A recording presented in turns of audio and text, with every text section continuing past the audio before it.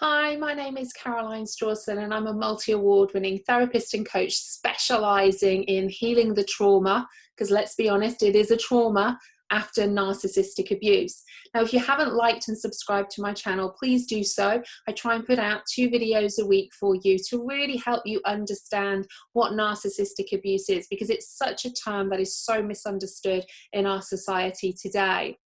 So what I want to talk to you about today is, why is it that I keep attracting narcissists into my life?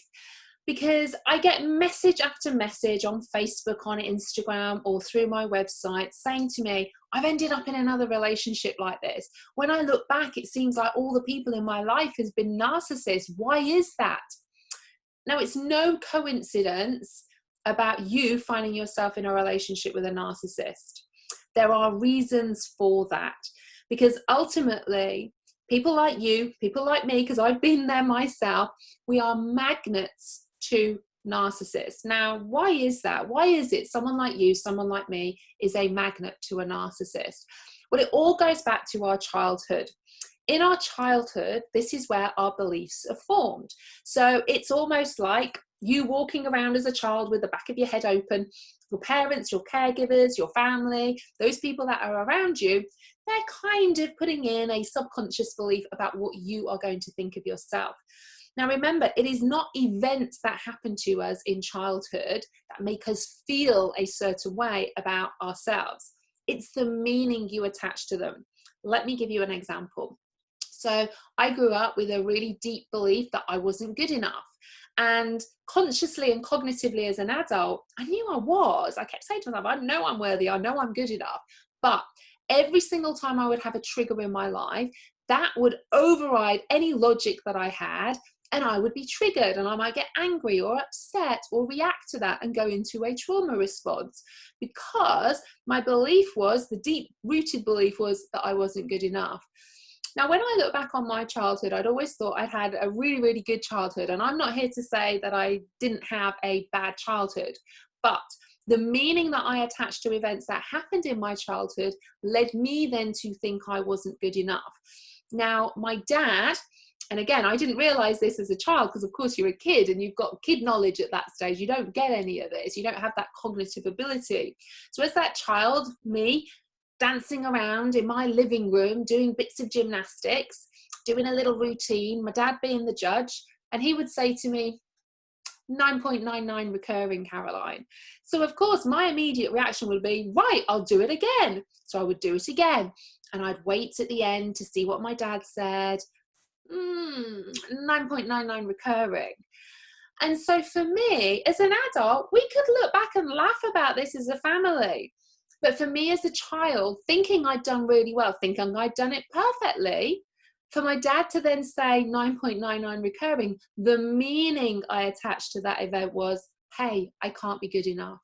And once that belief about I'm not being good enough starts to get wired in as a child, I start to scan the world to reinforce that belief. Now, I call this, when we feel that lack of self-worth, that lack of love, that not feeling good enough, I call this like a hole in your soul. So again, as you're watching this, just have a think about things that happened to you in your childhood. Now, they could be abuse. It could be something really, really major. Equally, it could be something maybe like myself. But just think about what that child, what meaning and interpretation would that child put on those events happening. Not what you would think as the adult, because of course as an adult we have a different lens, that we can see things differently cognitively, but the feeling of being that child in that event still stays with us. This is why trauma is not just a mind experience, it's a mind and body experience. Because probably most of you are watching will know that, well, what child isn't worthy, what child isn't good enough, but that still means as an adult we can often go around with an adult body but with deep inner child wounds.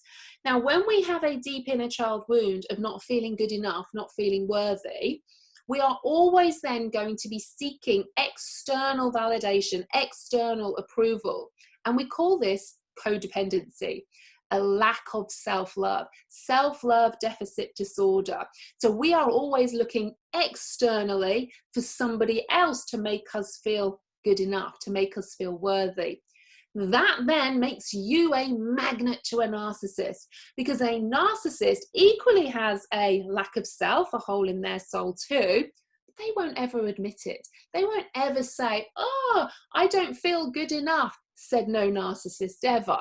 What they will look to is, I'm going to behave in a certain way, and I want everybody else to act and behave like I know I am worthy. I know I am good enough. So the narcissist seeks for other people to do that.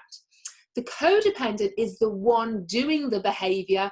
I'll show you I'm good enough. I'll be the best wife. I'll be the best friend, co-worker, daughter, sister, brother, whatever that is. That codependent, you will strive to the ends of this earth to show that other person how worthy and good enough you are. And then how they behave, you expect them to behave in a way that tallies with your sense of worth. Now, the issue with a narcissist is you will end up constantly living a life of disappointment, because you'll never be good enough for a narcissist. They will always be seeking something more. Those goalposts will be moving. And the moment you don't give them supply, they will move on to somebody else.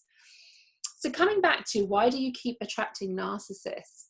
If you don't go within and heal your inner wound of lack of self, not feeling worthy or good enough, you will consistently and constantly keep on looking for other people to make you feel that certain way.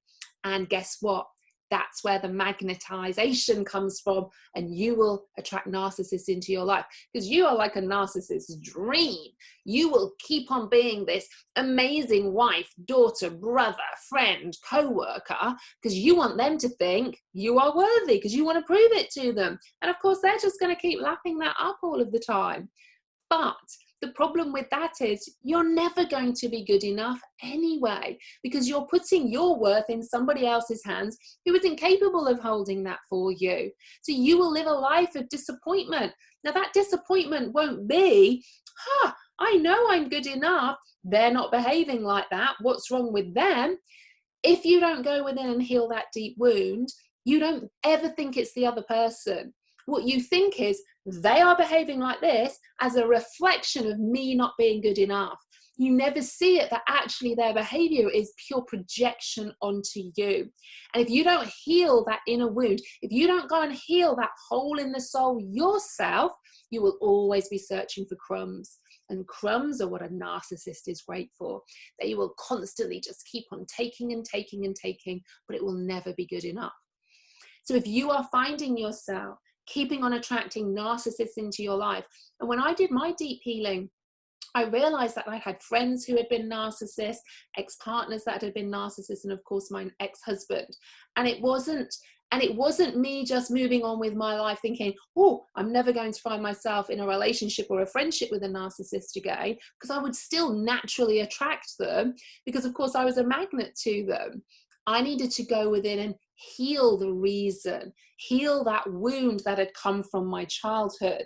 Now, when I do this with my clients, I do a lot of EMDR, we use a lot of rapid transformational therapy, and really go into the root cause, the reason why you attached meaning to that event. Simply saying to yourself, as you will probably know, I'm worthy, I'm good enough, I'm safe, doesn't work. And this is why I'm really passionate about talking therapy having a place in your healing journey. But if you want to truly heal at a deep level, you want to heal that trauma, you have to use something that actually accesses the part of the brain where the trauma is held. Something like EMDR, brain spotting, something like rapid transformational therapy. So rather than you thinking, I just don't want to choose or attract a narcissist into my life again, if you really want to do that deep healing, you have to go in and do the work. You've got to go within and heal where that wound has started, because those protector parts are coming up for you all of the time, trying to protect you from feeling not good enough. So that means I'm going to do everything I can so I don't feel that wound that started as a child. It's not aggravating it and scratching the scab off, and it's not bleeding. So it's a protector part that will come up. You need to heal the wound. So you don't need any protector parts. You don't need to react in a certain way.